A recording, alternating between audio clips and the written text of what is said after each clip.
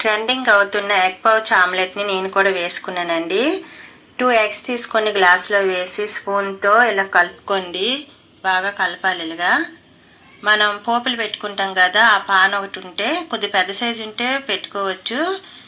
ఇలా చిన్న సైజు అయినా సరే స్టవ్ మీద పెట్టి 1 స్పూన్ ఆయిల్ వేసుకుని బాయిల్ ఎగ్ కొంచెం ఘాట్లు పెట్టి వేసుకొని ముందు కలిపి ఉంచిన ఈ ఎగ్ మిశ్రమం అంతటిని కూడా వేసుకోండి.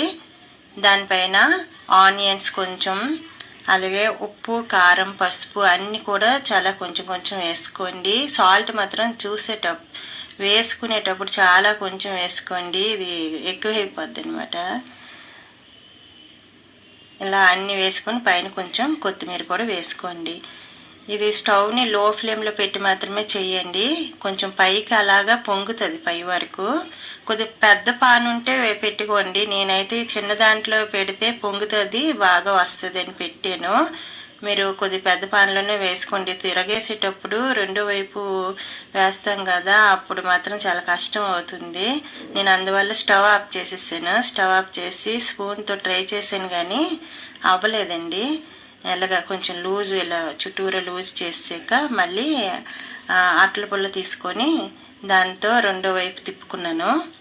ఇలా చేసేటప్పుడు స్టవ్ ఆఫ్ చేసేయండి, ఎందుకంటే ఆ పాన్లో ఉన్న ఆయిల్ మన స్టవ్ మీద మంట మీద పడితే మళ్ళీ అదంతా కూడా ఫైర్ వస్తుంది. కాబట్టి మీకు ఇది చెప్తున్నాను అనమాట.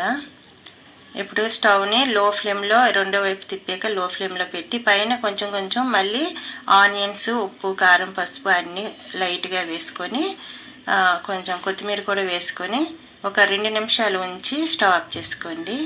అంతేనండి. కొంచెం స్పూన్తో లూజ్ ఇలా చేసాక ఒక ప్లేట్లోకి తీసుకొని కొంచెం డెకరేషన్గా పైన ఆనియన్స్ ఇవన్నీ వేసుకోండి.